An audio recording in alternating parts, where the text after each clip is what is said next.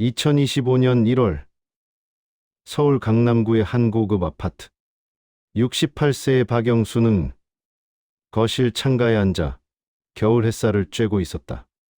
은퇴한 중소기업 전 대표인 박영수는 10년 전 회사를 매각한 후 여유로운 노후를 보내고 있었다. 하지만 최근 몇 달간 이상한 일들이 자주 일어났다. 냉장고 문을 열어놓고 왜 열었는지 기억하지 못하거나 며칠 전에 나눈 대화 내용을 잊어버리는 일이 잦아졌다. 박영수의 삶은 15년 전 완전히 바뀌었다.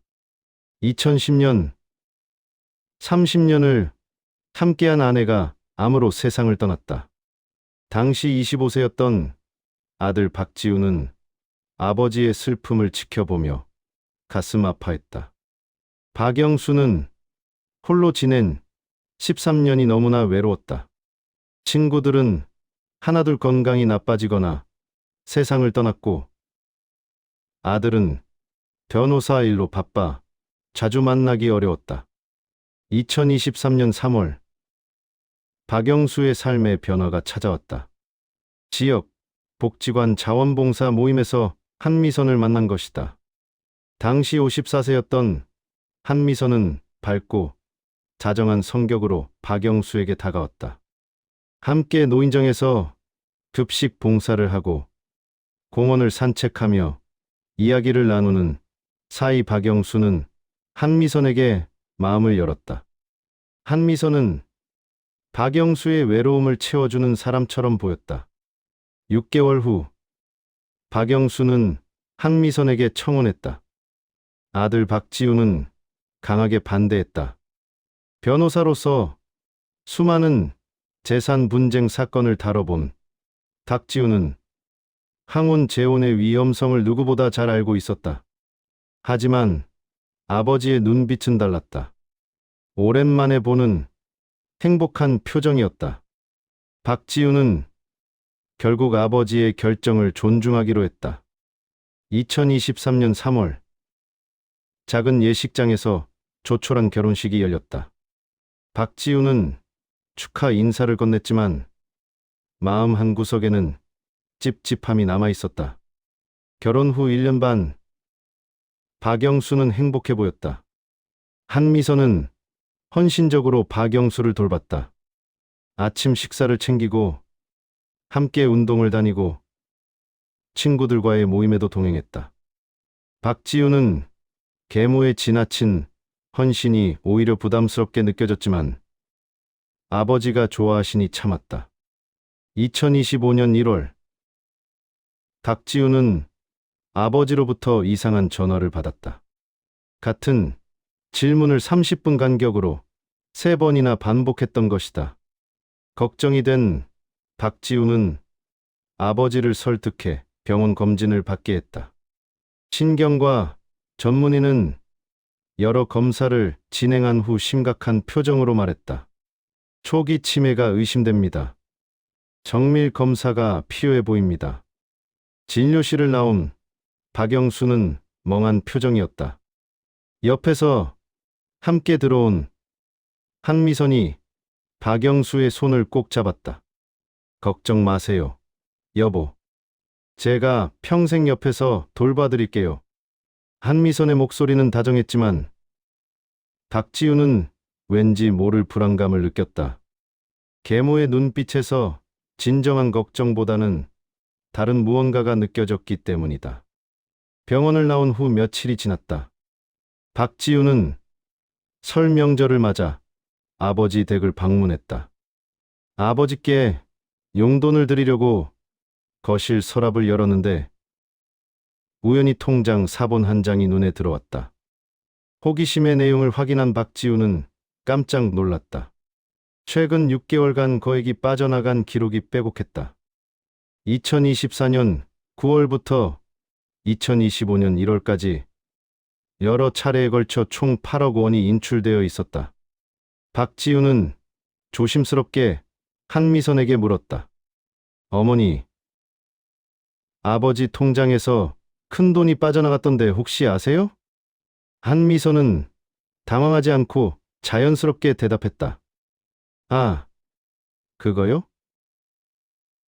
아버님이 손주들 학자금이랑 저희 노후 준비금으로 따로 관리하신대요. 요즘 은행 금리가 낮아서 투자도 하신다고 하셨어요. 투자요? 아버지가 무슨 투자를 하신다고요? 자세한 건 저도 잘 모르겠어요. 아버님이 알아서 하신다고 하셔서. 박지우는 석연치 않았다. 아버지는 평생 보수적인 재산 관리를 해온 분이었다. 위험한 투자는 절대 하지 않으셨다. 더구나 최근 기억력이 떨어지는 상황에서 큰 돈을 움직인다는 게 이상했다. 그날 밤 박지우는 집으로 돌아와서도 마음이 편치 않았다.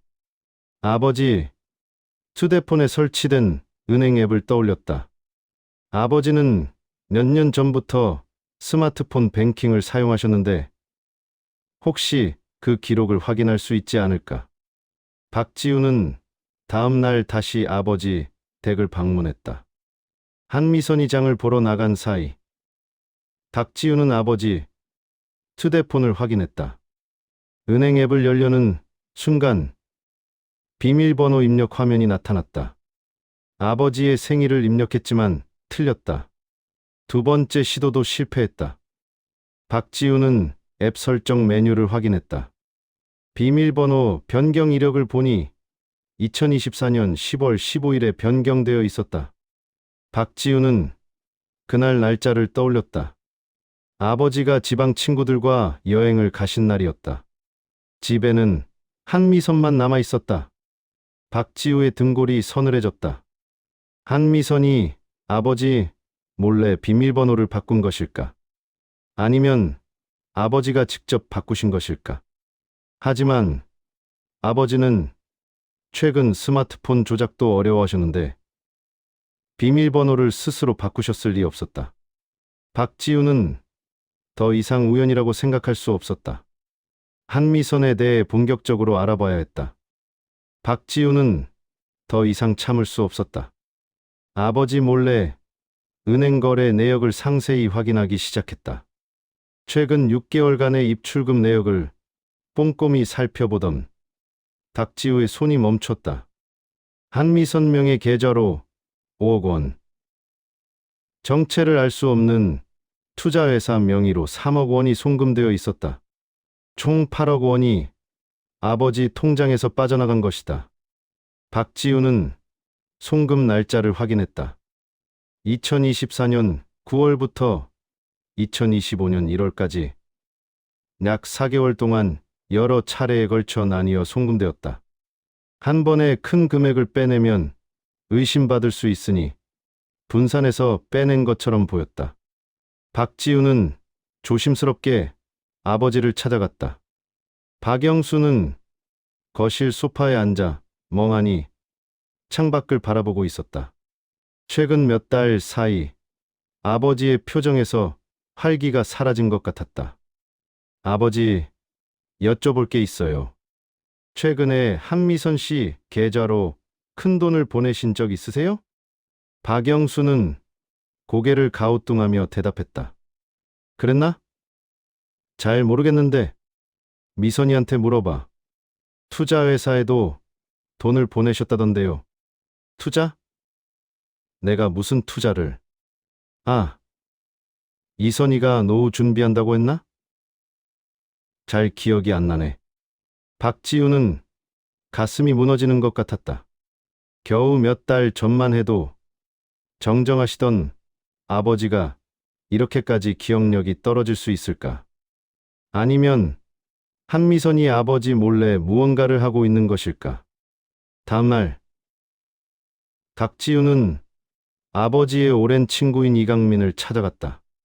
이강민은 경찰에서 30년 넘게 강력계 형사로 일하다 3년 전 정년퇴직한 인물이었다. 박지우가 어릴 때부터 삼촌처럼 따르던 사람이기도 했다. 62세의 이강민은 여전히 날카로운 눈빛을 가지고 있었다. 이강민 삼촌, 도와주세요. 아버지가 이상해요. 박지우는 지난 몇 주간 발견한 사실들을 모두 털어놓았다. 갑자기 심해진 기억력 저하, 8억 원의 의문스러운 송금, 한미선의 수상한 태도, 아버지 휴대폰 비밀번호 변경까지. 이강민은 심각한 표정으로 이야기를 들었다. 재혼한 배우자의 과거부터 파악해야겠어. 사람은 과거를 반복하는 법이거든. 내가 알아보마. 이강민은 전직 형사 특유의 직감으로 움직이기 시작했다. 먼저 한미선의 주민등록 초본과 가족관계 증명서를 확인했다. 공공기록을 조회한 이강민의 눈이 커졌다. 한미선에게는 전 남편이 있었다. 이름은 정문석. 2020년에 사망했다. 사망 당시 73세였다. 이강민은 더 깊이 파고들었다. 정문석의 사망진단서를 확인하자 사인은 치매로 인한 합병증이었다. 한미선과 15년간 결혼 생활을 유지했고 2019년 초 치매 진단을 받았다. 진단 후 불과 1년 만에 사망한 것이다. 이강민은 등골이 서늘해졌다. 패턴이 보이기 시작했다. 정문석의 재산 기록을 확인한 이강민은 더욱 놀랐다. 정문석은 작은 건설회사를 운영하던 사람으로 사망 당시 보유 재산은 약 12억 원 정도였다. 그런데 사망 6개월 전인 2019년 7월 재산 대부분이 한미선에게 증여된 기록이 있었다. 아파트 한 채, 예금 9억 원이 모두 한미선 명의로 넘어갔다. 정문석이 사망했을 때 남은 재산은 거의 없었다. 이강민은 더 조사했다. 정문석의 성인 자녀 2명이 2020년 유류분 반환 청구 소송을 제기했다는 기록이 나왔다. 소송 기록을 확인한 이강민의 얼굴이 굳어졌다. 자녀들은 다음과 같이 주장했다. 아버지가 치매로 정상적인 판단이 불가능한 상태에서 이루어진 증여는 무효입니다. 하지만 법원은 청구를 기각했다. 판결문에는 이렇게 적혀 있었다. 증여 당시 공증을 받았고 의사 능력이 있었다는 의사소견서가 존재함으로 증여는 유효하다. 이강민은 소송 기록 속 자녀들의 진술서를 자세히 읽었다. 한 문장이 눈에 들어왔다. 아버지는 2018년까지만 해도 멀쩡하셨습니다. 등산도 다니시고 친구들과 골프도 치셨어요. 그런데 2019년 갑자자 치매 진단을 받으시더니 급격히 나빠지셨습니다. 불과 1년 만에 돌아가시다니 도저히 믿을 수 없습니다. 이강민은 정문석의 사망진단서와 부검 기록까지 확인했다. 사인은 자연사로 기록되어 있었다. 별다른 의심점은 발견되지 않았다. 당시 경찰도 자연사로 결론지었다. 하지만 이강민의 30년 형사 경력이 말하고 있었다. 이건 우연이 아니다. 명확한 패턴이 보인다. 건강하던 노인, 갑작스러운 치매 진단, 급속한 악화, 재산 이전, 그리고 짧은 시간 내 사망. 이 모든 것이 너무나 박영수의 현재 상황과 닮아 있었다. 한미선은 2020년 정문석이 사망한 후 3년간 조용히 지내다가 2023년 박영수를 만나 재혼했다. 그리고 지금 똑같은 일이 반복되고 있는 것이다. 이강민은 박지우에게 전화를 걸었다. 목소리에는 긴장감이 묻어났다. 지우야, 당장 만나야겠어. 한미선 전 남편도 똑같았어. 치매 진단받고 1년 만에 사망했는데 그 사이에 재산이 다 한미선한테 넘어갔더라. 지금 영수 형이 똑같은 과정을 밟고 있는 거야. 박지우는 온몸에 소름이 돋았다. 한미선은 단순한 재산을 노린 재혼이 아니었다. 계획적이고 반복적인 범죄를 저지르는 인물일 가능성이 높았다. 이제 한미선의 과거를 더 철저히 파헤쳐야 했다. 무엇보다 아버지 박영수를 지켜내야 했다. 이강민은 전직 경찰 동료들을 통해 한미선의 과거를 더 깊이 파헤쳤다. 형사 시절 함께 일했던 후배 형사에게 연락을 취했다. 한미선과 정문석 사건의 당시 담당 경찰관을 찾아달라고 부탁했다. 며칠 후 후배 형사는 놀라운 정보를 가져왔다. 형님, 한미선이라는 이름으로는 별다른 전과가 없는데요. 혹시 본명이 다를 수도 있어서 지문 조회를 해봤습니다. 2010년에 다른 이름으로 조사받은 기록이 나왔어요. 이강민은 자료를 받아들었다. 2010년 당시 41세였던 한수정이라는 여성이 70대 독거노인과 결혼한 후 재산을 가로챈 혐의로 조사를 받았다. 피해자 가족들이 고소했지만 증거 부족으로 무혐의 처분되었다. 한수정은 그 후 개명을 했다. 새 이름은 한미선이었다. 이강민은 당시 조사 기록을 자세히 읽었다. 2010년 사건의 피해자는 당시 74세의 김용태라는 노인이었다. 김용태는 한수정과 만난 지 4개월 만에 결혼했고 결혼 8개월 후 갑자기 사망했다. 사인은 심근경색이었다.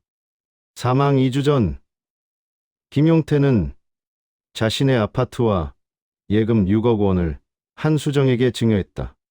김용태의 자녀들은 아버지가 정상적인 판단을 할 수 없는 상태였다며 고소했지만 의사소견서와 공증기록이 있어 무혐의로 종결되었다.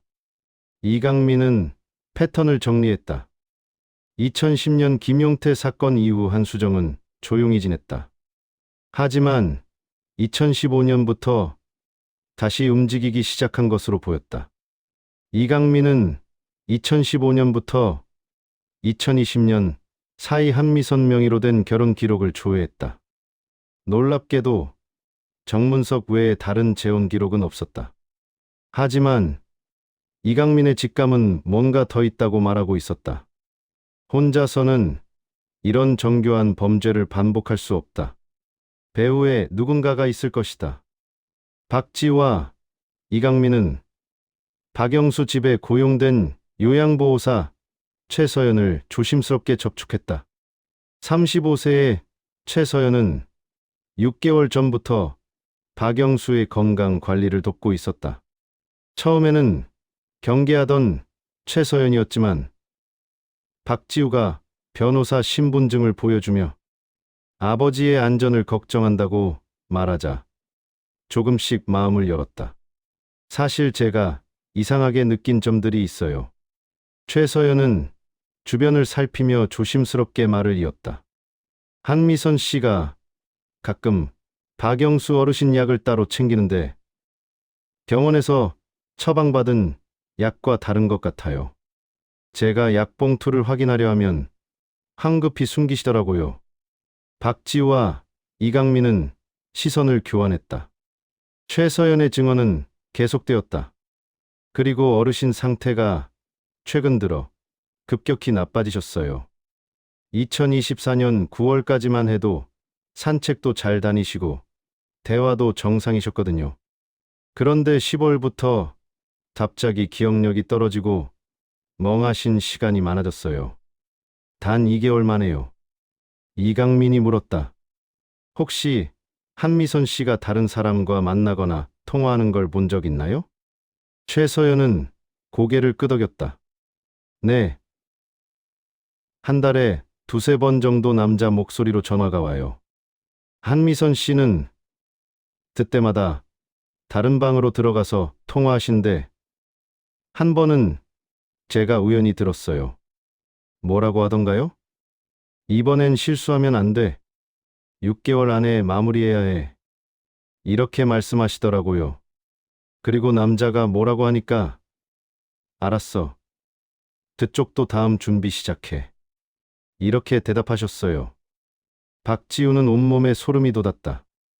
6개월 안에 마무리한다는 말은 무슨 의미일까? 아버지의 재산을 완전히 빼돌리고 무슨 일을 벌일 계획인 것일까? 이강민은 최서연에게 당부했다. 최서연 씨, 이 이야기는 절대 한미선 씨한테 들키면 안 됩니다. 위험할 수 있어요. 앞으로도 평소처럼 행동하되 이상한 점이 있으면 저희한테 연락 주세요. 최서연은 긴장한 표정으로 고개를 끄덕였다. 박지우는 최서연에게 명함을 건넸다. 그날 밤 박지우와 이강민은 다시 만나 상황을 정리했다. 이강민이 입을 열었다. 지우야, 이건 단순한 재산 사기가 아니야. 조직적으로 움직이는 범죄 집단일 가능성이 높아. 한미선이 전화한 남자를 찾아야 해. 어떻게 찾죠? 한미선의 최근 통화 기록을 확보해야 하는데 영장 없이는 불가능해. 일단 한미선을 미행해서 누구를 만나는지 확인해 보자. 이틀 후 이강민은 한미선을 미행했다. 한미선은 박영수에게 장을 보러 간다고 말하고 외출했다. 하지만 마트가 아닌 강남의 한 카페로 향했다. 카페 창가 자리에 앉은 한미선은 곧 한 남자를 기다렸다. 20분 후 검은색 가죽 점퍼를 입은 중년 남자가 나타났다. 이강민은 멀리서 사진을 찍었다. 두 사람은 약 30분간 대화를 나눴다. 한미선은 서류, 봉투를 남자에게 건넸고 남자는 무언가를 확인한 후 고개를 끄덕였다. 대화를 마친 남자가 카페를 나섰다. 이강민은 남자를 따라갔다. 남자는 지하철을 타고 이동했고 구로구의 한 오피스텔 건물로 들어갔다. 이강민은 후배 형사에게 연락해 남자의 신원을 확인했다. 며칠 후 결과가 나왔다. 남자의 이름은 강태준, 49세, 전과 이범이었다. 2012년 보이스피싱 조직의 다담한 혐의로 징역 1년 6개월, 2016년 문서위조 혐의로 벌금형을 받은 기록이 있었다. 이강민은 확신했다. 한미선과 강태준은 함께 조직적으로 노인들을 타겟으로 범죄를 저지르고 있었다. 이제 이들의 범행을 막고 증거를 확보해야 했다. 박지우는 최서연에게 중요한 임무를 맡겼다. 한미선이 박영수에게 먹이는 약을 확인하는 것이었다. 최서연은 위험을 감수하고 한미선의 행동을 더 세밀히 관찰하기로 했다. 2025년 2월 중순 한미선이 외출한 날이었다. 최서연은 평소처럼 박영수의 식사를 준비하며 기회를 엿봤다. 한미선의 방 문이 열려 있었다. 최서연은 조심스럽게 방 안으로 들어갔다. 화장대 서랍을 열자 여러 개의 약봉지가 보였다. 병원 처방전과 함께 있는 약들이었다. 하지만 서랍 깊숙한 곳에 다른 봉투가 숨겨져 있었다. 최서연은 봉투를 꺼내 확인했다. 병원 처방전이 아닌 약들이 여러 종류 들어 있었다. 약 이름을 사진으로 찍어 박지우에게 전송했다. 박지우는 즉시 약사 지인에게 연락했다. 사진을 보낸 지 1시간 후 약사에게서 충격적인 답변이 왔다. 박 변호사님, 이 약들 조합이 심각합니다. 졸피뎀, 수면제 과다량, 항정신성 약물인 리스페리돈, 그리고 4만 개 항우울제가 포함되어 있어요. 이런 약들을 장기간 복용하면 인지 기능이 급격히 저하됩니다. 특히 노인에게는 선망이나 치매 증상을 유발할 수 있어요. 박지우는 손이 떨렸다. 한미선은 아버지에게 치매를 악화시키는 약물을 먹이고 있었던 것이다. 박지우는 즉시 이강민에게 연락했다. 두 사람은 긴급 회의를 했다. 삼촌, 한미선이 아버지한테 이상한 약을 먹이고 있어요.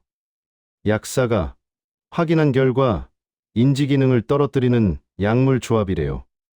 이강민의 표정이 굳어졌다. 그럼 영수 형의 치매 증상은 약물 때문일 수도 있다는 거잖아. 당장 병원에 데려가야 해.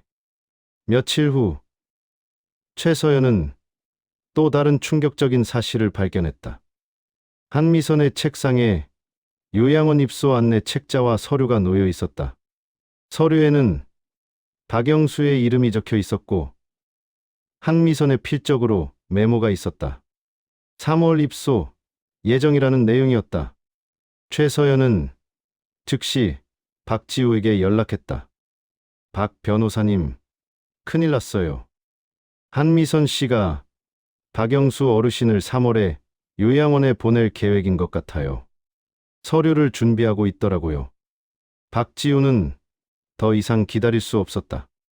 한미선이 아버지를 요양원에 격리시키면 접근조차 어려워진다. 그 사이 재산을 완전히 빼돌리고 무슨 일을 벌일지 알 수 없었다. 박지우는 한미선 몰래 아버지를 병원에 모시고 갔다. 장을 보러 나간 한미선의 외출 시간을 이용했다. 종합병원 신경과에서 정밀 검사가 진행되었다. MRI 촬영, 혈액 검사, 인지기능 검사까지 모든 검사를 받았다. 검사를 마친 박영수는 지친 표정이었다. 2시간 후 담당 의사가 검사 결과를 설명했다. 박영수 환자분의 증상은 치매가 아닙니다. 약물 과다, 복용으로 인한 선망 증상입니다. 박지우는 귀를 의심했다. 치매가 아니라고요? 네. MRI 상뇌 구조에는 큰 문제가 없습니다. 하지만 혈액 검사에서 수면제 성분과 항우울제 성분이 과다 검출되었습니다. 장기간 복용한 것으로 보입니다. 의사는 검사 수치를 보여주며 설명을 이었다. 졸피뎀, 수면제와 4만 개 항우울제가 동시에 검출되었는데 이런 약물을 장기간 복용하면 모인에게 심각한 인지기능 장애를 일으킵니다. 일시적으로 치매와 비슷한 증상이 나타나는 거죠. 그럼 약을 끊으면 회복되나요? 지금 단계에서는 가능합니다. 하지만 문제가 있습니다. 의사의 표정이 심각해졌다. 혈액 검사 결과를 보면 이런 약물이 최소 3개월 이상 지속적으로 투여된 것으로 추정됩니다. 이 정도 용량이면 2개월에서 3개월 더 지속될 경우 돌이킬 수 없는 뇌 손상이 올 수 있습니다. 영구적인 인지기능 저하가 발생할 수 있다는 뜻입니다. 박지우는 온몸이 차갑게 식었다. 한미선은 아버지의 뇌를 영구적으로 망가뜨릴 계획이었던 것이다.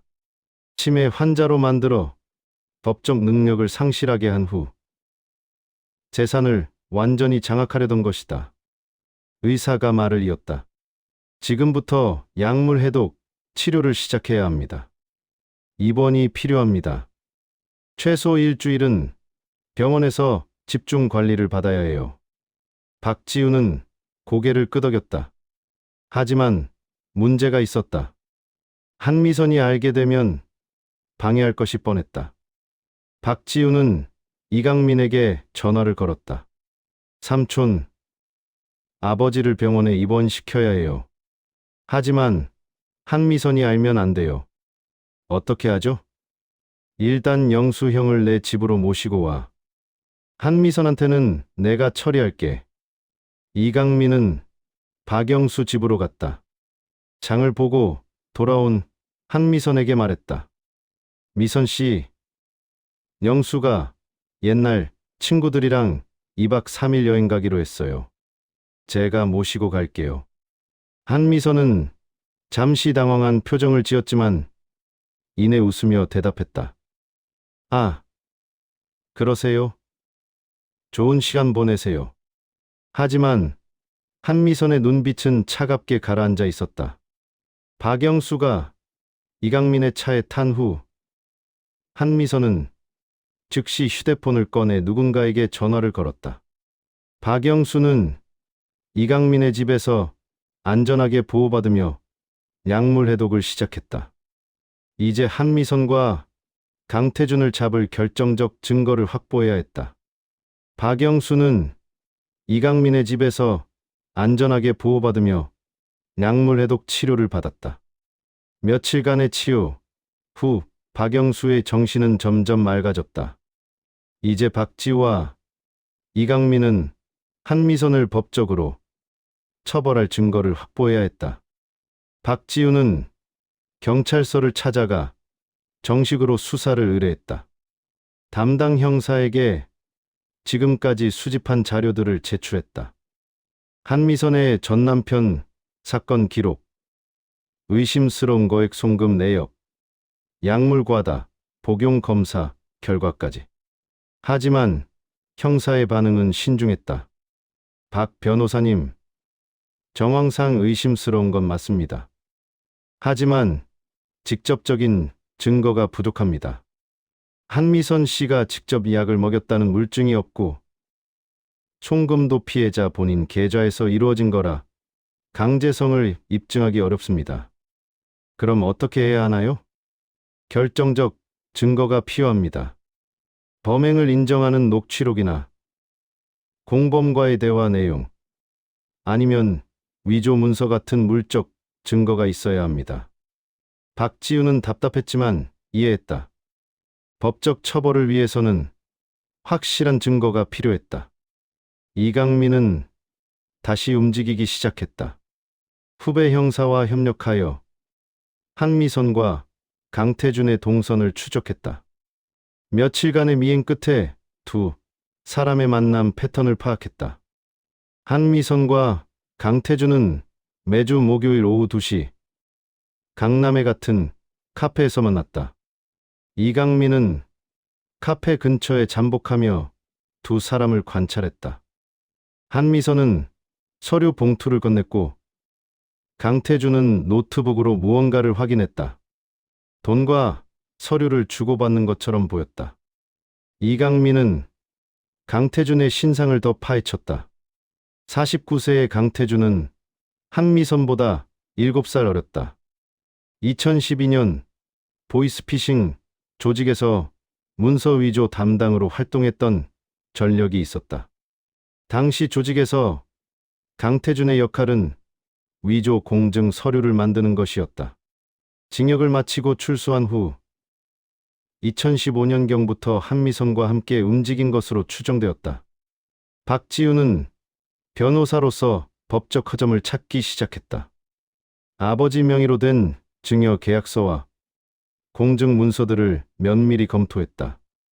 2024년 10월에 작성된 5억 원 증여 계약서를 자세히 살펴보던 박지우의 눈이 반짝였다.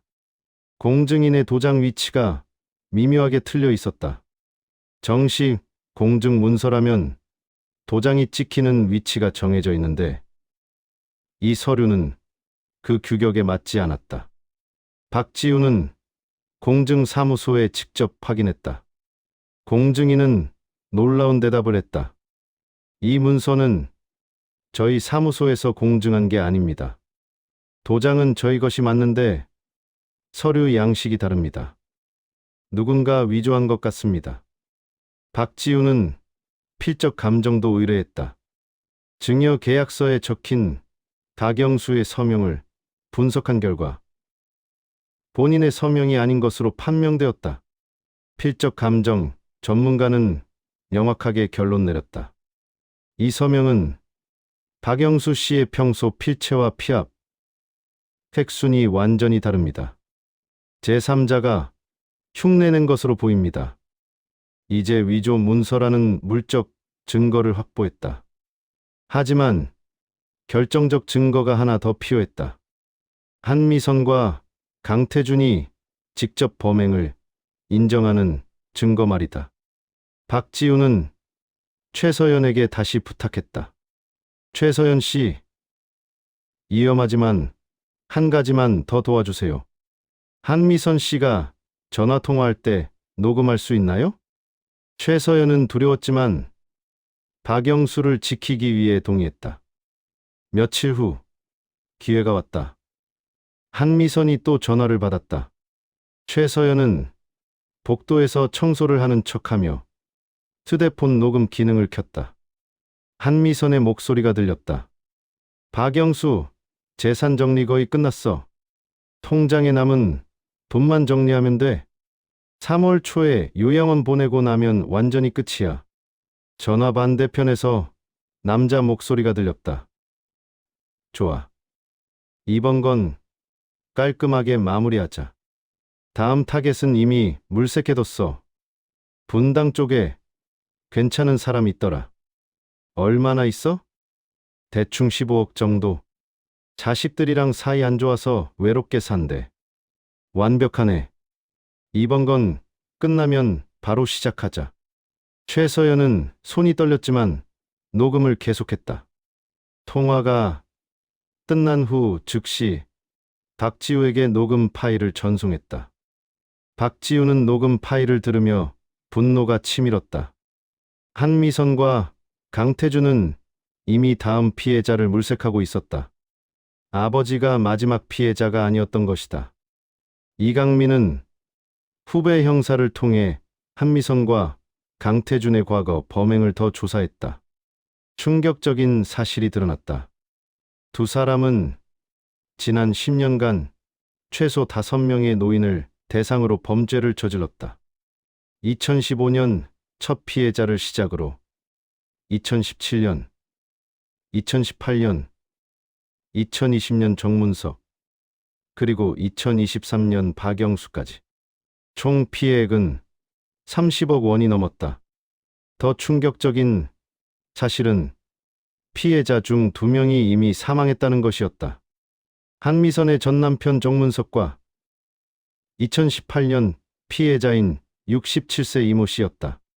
두 사람 모두 갑작스러운 치매, 악화 후 1년 내에 사망했다. 박지우와 이강민은 모든 증거를 정리했다. 위조 공증 문서, 필적 감정 결과, 약물 과다, 검출 혈액 검사 결과, 그리고 결정적인 녹음 파일까지. 이제 경찰에 정식 고소장을 제출하고 한미선과 강태준을 검거해야 할 때였다. 2025년 3월 초, 박지우는 모든 증거를 정리하여 경찰서에 정식 고소장을 제출했다. 고소 내용은 특정경제범죄가중처벌법상 사기, 문서위조, 약사법 위반, 그리고 노인학대였다. 담당 형사는 제출된 증거들을 검토한 후 즉시 수사에 착수했다. 녹음 파일은 결정적이었다. 한미선과 강태준이 직접 범행을 인정하고 다음 피해자까지 물색하는 내용이 명확하게 담겨 있었다. 위조된 공증문서, 필적 감정 결과, 박영수의 혈액에서 검출된 과다, 약물 수치까지. 검사는 충분히 구속영장을 청구할 수 있다고 판단했다. 3월 5일, 법원은 한미선과 강태준에 대한 구속영장을 발부했다. 경찰은 즉시 체포 작전에 들어갔다. 하지만 문제가 생겼다. 한미선이 박영수가 집에 돌아오지 않는다는 것을 눈치챈 것이다. 며칠 전부터 한미선은 이상한 낌새를 느꼈다. 박영수가 친구들과 여행을 간다고 했지만 일주일이 넘도록 연락이 없었다. 이강민에게 전화해도 받지 않았다. 한미선은 직감적으로 위험을 감지했다. 무언가 잘못되고 있었다. 한미선은 강태준에게 긴급 연락을 취했다. 두 사람은 급히 만나 대책을 논의했다. 강태준이 말했다. 일단 피하는 게 낫겠어. 증거가 없으면 경찰도 어쩔 수 없어. 통장이랑 서류는 어떻게 해? 다 처분해. 노트북도 포맷하고. 한미선은 집으로 돌아와 황급히 짐을 싸기 시작했다. 중요한 서류들을 태우고 통장과 현금을 챙겼다. 하지만 이미 늦었다. 경찰과 이강민은 한미선의 도주를 예상하고 집을 감시하고 있었던 것이다. 3월 6일 오후 3시 경찰은 한미선의 집을 급습했다. 현관문을 열고 들어서자 한미선은 큰 가방을 들고 나가려던 참이었다. 한미선의 얼굴이 창백하게 변했다. 한미선 씨, 사기 및 문서위조 혐의로 긴급 체포합니다. 경찰은 한미선에게 수갑을 채웠다. 한미선은 저항하지 않았다. 이미 끝났다는 것을 직감했다. 경찰은 집 안을 수색하기 시작했다. 서재 책상 서랍에서 노트북과 USB 메모리를 발견했다. 한미선이 미처 처분하지 못한 것들이었다. 노트북을 압수한 경찰은 현장에서 파일들을 확인했다. 충격적인 내용들이 빼곡했다. 폴더 이름은 타겟 1, 타겟 2, 타겟 3 이런 식으로 되어 있었다. 각 폴더에는 피해자들의 상세한 정보가 담겨 있었다. 이름, 나이, 재산 규모, 가족 관계, 건강 상태, 접근 방법까지. 범행 계획서라고 할 수 있었다. USB에는 더 구체적인 증거들이 있었다. 계좌이체 내역, 위조 공증, 문서 원본 파일, 강태준과 주고받은 이메일 내역까지. 10년간의 범죄 기록이 고스란히 담겨 있었다. 경찰은 이 자료들을 토대로 다른 피해자들을 확인할 수 있었다. 같은 시각, 강태준도 구로구 오피스텔에서 체포되었다. 경찰이 문을 두드리자 강태준은 창문으로 도주하려 했지만 이미 건물은 포위되어 있었다. 강태준은 순순히 체포에 응했다. 경찰서로 연행된 강태준은 책임을 회피하려 했다. 저는 그냥 서류 작업만 도와준 겁니다. 한미선이 시킨 거예요. 저는 사기인 줄 몰랐어요. 하지만 압수된 이메일과 메시지 기록은 강태준이 적극적으로 범행을 기획하고 실행했음을 보여주었다. 위조 문서를 직접 제작했고 피해자 물색도 함께했다.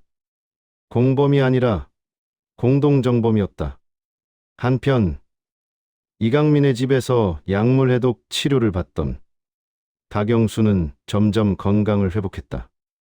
며칠간의 치료 후 기억력도 돌아오고 정신도 맑아졌다. 박영수는 그제야 자신이 당한 일들을 이해하기 시작했다. 한미선에게 완전히 속았다는 사실이 믿기지 않았다. 박지우가 아버지를 찾아왔다. 박영수는 아들의 손을 꼭 잡으며 말했다. 지우야, 아버지가 너무 어리석었구나. 내 말을 들었어야 했는데. 아버지, 이제 괜찮아요. 건강만 회복하시면 돼요. 내가 외로움을 이기지 못해서 이런 일을 당했어. 너한테 미안하다. 아버지, 잘못이 아니에요. 한미선이 치밀하게 계획한 범죄였어요. 부자는 오랜만에 진솔한 대화를 나눴다. 15년 만에 처음으로 아버지와 아들이 마음을 터놓고 이야기했다. 박영수는 이제야 진정한 가족의 소중함을 깨달았다. 경찰이 한미선의 노트북을 정밀 분석하던 중 더 충격적인 파일을 발견했다. 파일 이름은 다음 타겟 후보였다. 엑셀 파일에는 은퇴한 고액 자산가, 노인들의 명단이 20명 이상 정리되어 있었다. 이름, 나이, 거주지, 추정 재산, 가족 관계, 취미, 자주 가는 장소까지 상세히 조사되어 있었다. 그 중에는 박영수의 지인들도 3명이나 포함되어 있었다. 한미선과 강태준은 박영수 사건을 마무리한 후 다음 피해자들을 체계적으로 공략할 계획이었던 것이다.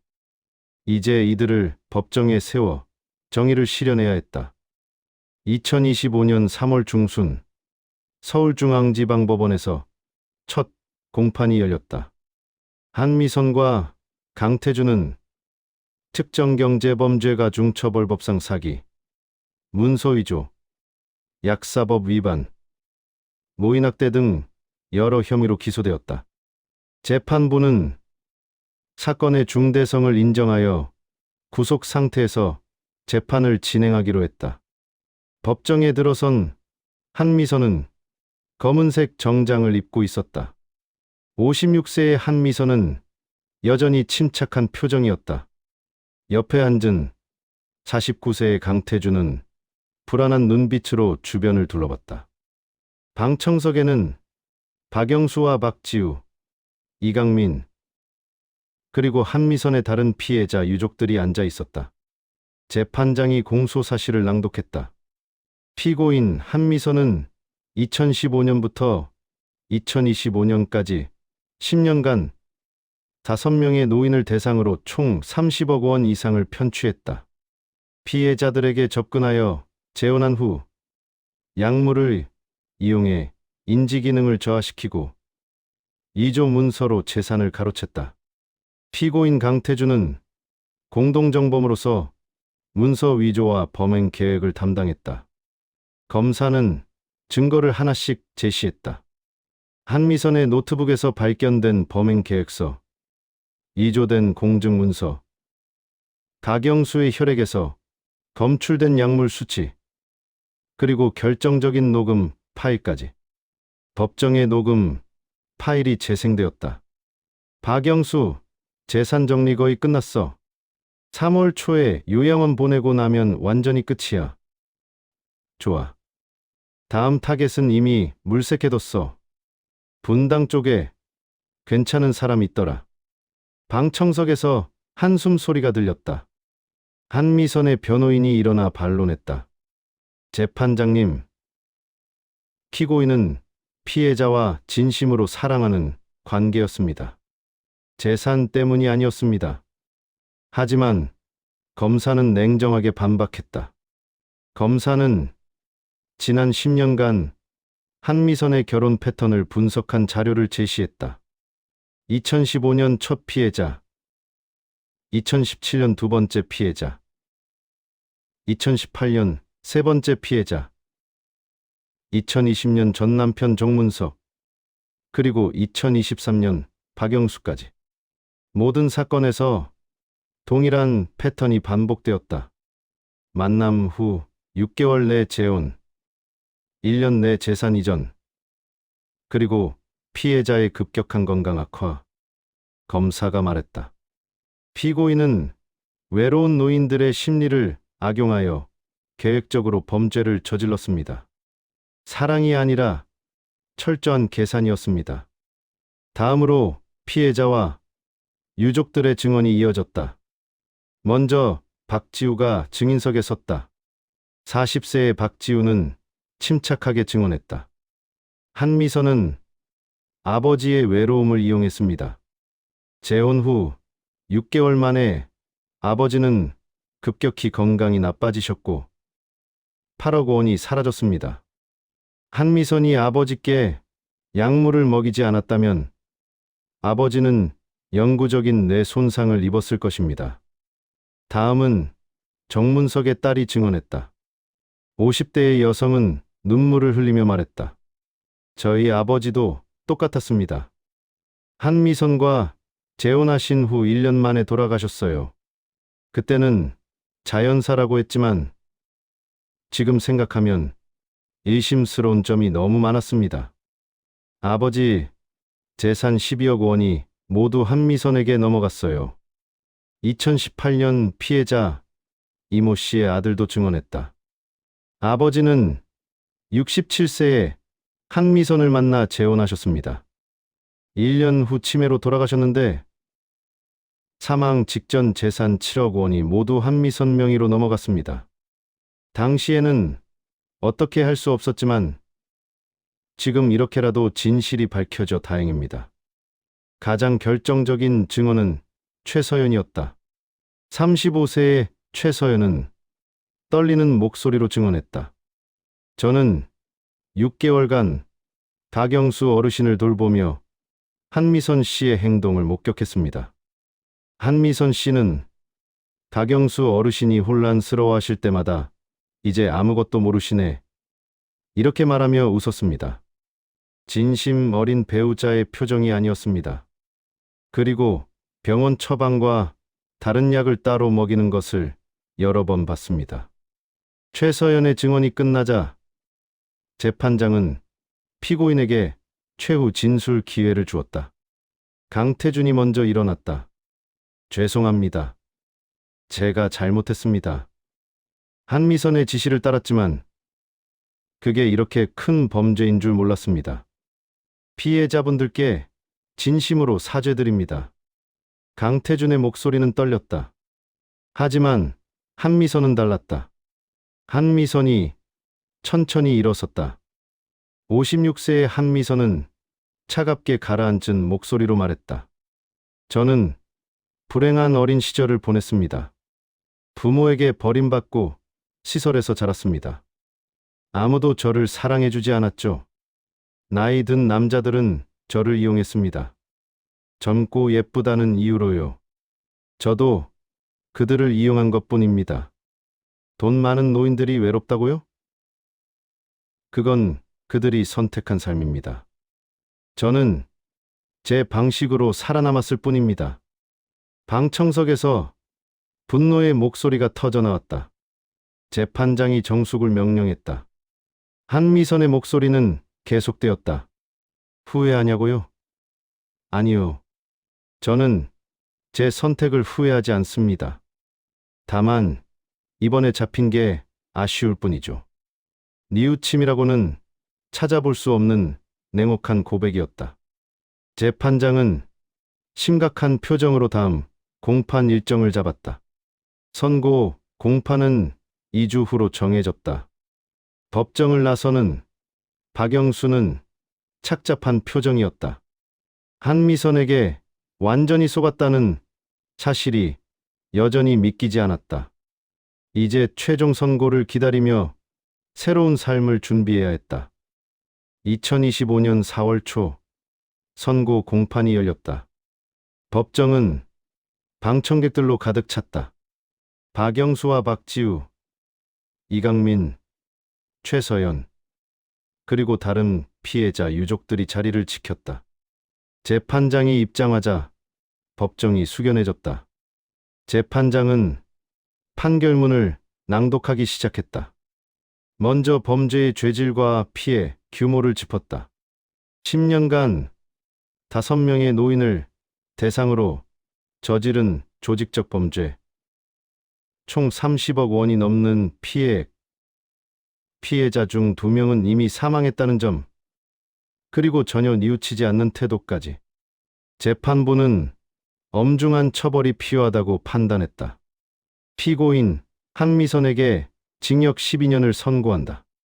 피고인 강태준에게 징역 8년을 선고한다.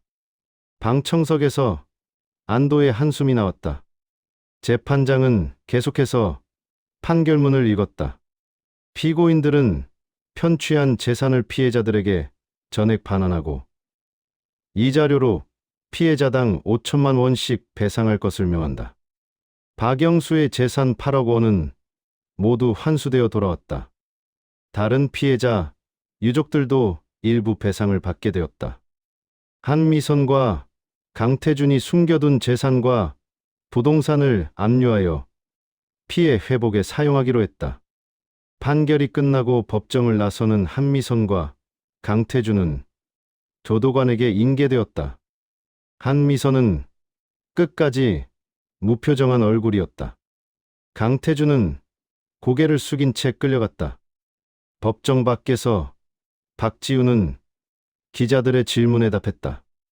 아버지와 다른 피해자, 가족들이 정의를 찾게 되어 다행입니다. 하지만 이런 범죄가 다시 발생하지 않도록 사회적 관심이 필요합니다. 판결 후 박영수는 본격적으로 건강 회복에 집중했다.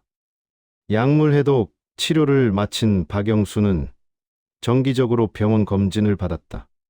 신경과 전문의는 고무적인 소견을 내놓았다. 약물로 인한 증상은 대부분 회복되었습니다. 실제 치매는 매우 초기 단계여서 약물 치료와 인지훈련으로 충분히 관리 가능합니다. 박영수는 매일 아침 산책을 하고 독서와 퍼즐로 두뇌 활동을 유지했다. 아들 박지우는 주말마다 아버지를 찾아와 함께 시간을 보냈다. 15년 만에 부자, 관계는 이전보다 훨씬 돈독해졌다. 박영수는 아들에게 말했다.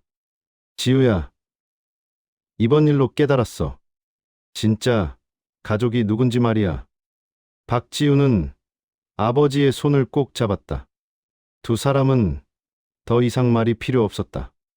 5월이 되자 박영수와 이강민은 뜻깊은 일을 시작했다.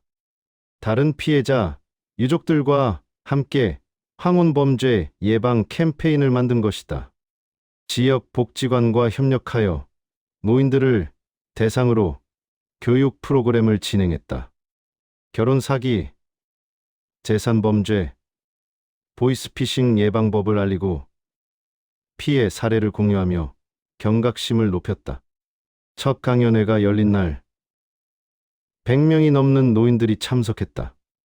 박영수는 직접 자신의 경험을 이야기했다.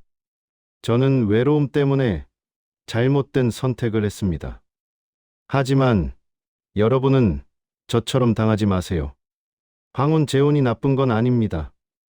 다만 신중해야 합니다. 상대방의 과거를 확인하고 재산 문제는 법적으로 보호받는 방법을 찾으세요. 청중들은 진지하게 경청했다. 강연 후 많은 노인들이 박영수에게 감사 인사를 전했다. 한 70대 남성이 말했다. 저도 요즘 외롭긴 한데 박영수 씨 이야기 듣고 정신이 번쩍 들었습니다. 조심해야겠어요. 이강민도 전직 형사의 경험을 살려 범죄 예방 교육을 진행했다. 보이스피싱, 투자 사기, 대출 사기 등 노인을 노리는 다양한 범죄 수법을 알려주고 대응 방법을 교육했다. 캠페인은 점점 확대되어 서울 전역의 복지관에서 진행되었다. 최서연은 박영수 사건 이후 큰 변화를 겪었다. 박영수는 최서연의 용기와 헌신에 감사하며 적극적으로 지원했다. 최서연이 사회복지사 자격증을 따고 싶다고 하자 박영수는 학비를 전액 지원했다. 35세의 최서연은 야간대학에 입학하여 공부를 시작했다. 6개월 후 최서연은 사회복지사 자격증을 취득하고 노인보호 전문기관에 취직했다. 최서연은 학대받거나 차기 피해를 당한 노인들을 돕는 일을 하게 되었다. 박지우도 변화했다. 로펌에서 노인 인권 보호 TF를 만들고 비슷한 피해를 당한 노인들을 위한 무료 법률 지원을 시작했다. 매달 10건 이상의 황혼 재혼 사기, 재산 편취 사건을 상담하고 소송을 지원했다. 박지우의 활동은 언론에도 소개되어 많은 피해자들이 도움을 요청했다. 2025년 6월 어느 화창한 주말 박영수는 손주들과 함께 한강 공원을 산책했다. 68세의 박영수는 이제 건강을 되찾아 활기찬 모습이었다. 10살, 8살 두 손주가 할아버지 손을 잡고 뛰어다녔다.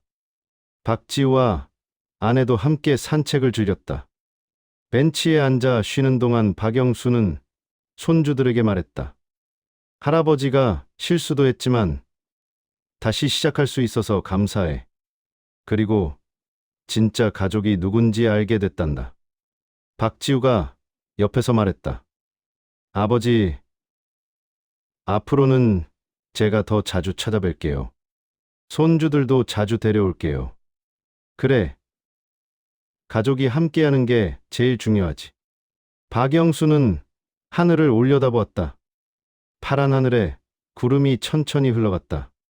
힘든 시간을 겪었지만 이제 새로운 아침이 시작되었다.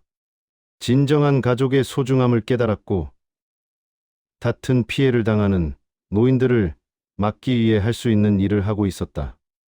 외로움은 누구나 겪는 감정이지만 그 외로움을 이용하는 범죄로부터 스스로를 지키는 지혜가 필요하다. 그리고 진정한 사랑과 가족은 피보다 진심에서 나온다는 것을 박영수는 이제 그 진실을 마음 깊이 새겼다.